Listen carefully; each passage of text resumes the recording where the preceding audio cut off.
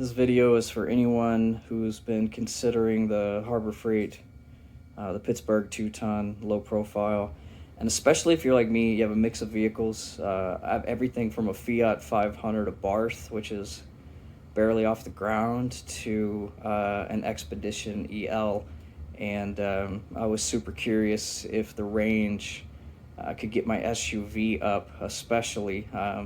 It's pretty simple to look up and make sure that the low profile part would fit under, but I found a mix of opinions on the height of jack that you need for the Expedition, and so I just wasn't sure if the height of this would get me off the ground.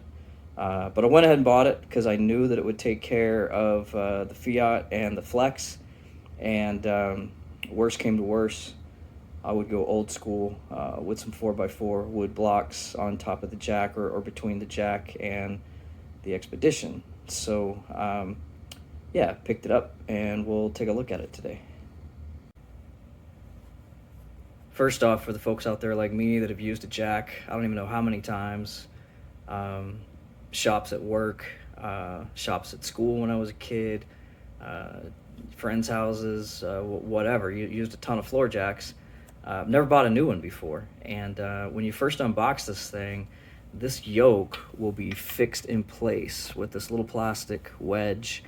This will be wedged down in there. I'm not going to re-wedge it, but it'll be wedged down in there. It's just this little plastic keeper. It's not covered in the instructions, but studying why this yoke wasn't coming up didn't take me long to figure out this doesn't belong on a floor jack. So just pop it out with a screwdriver or a wrench, and just wanted to cover that real quick because it'll save you the 3 minutes of head scratching and looking back and forth at the instructions that I had.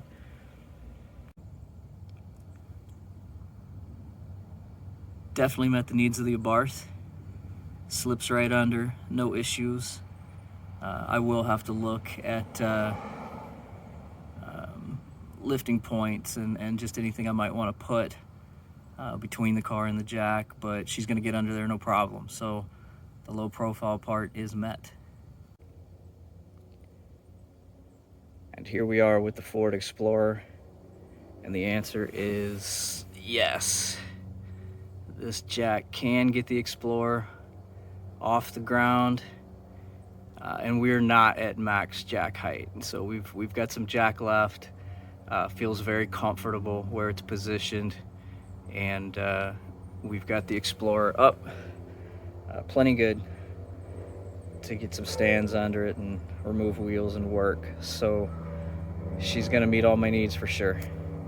Very happy. Wrapping up for my fellow Expedition drivers, I searched a ton of forums trying to get a very definitive answer on jack height requirements for the Expedition, and I ran across all kinds of stuff. Forum members even talking about 20 and 21 inch to be on the safe side. So just want to show you definitively 16 and 7/8, and you saw it with your own eyes in this video. The wheels are off the ground.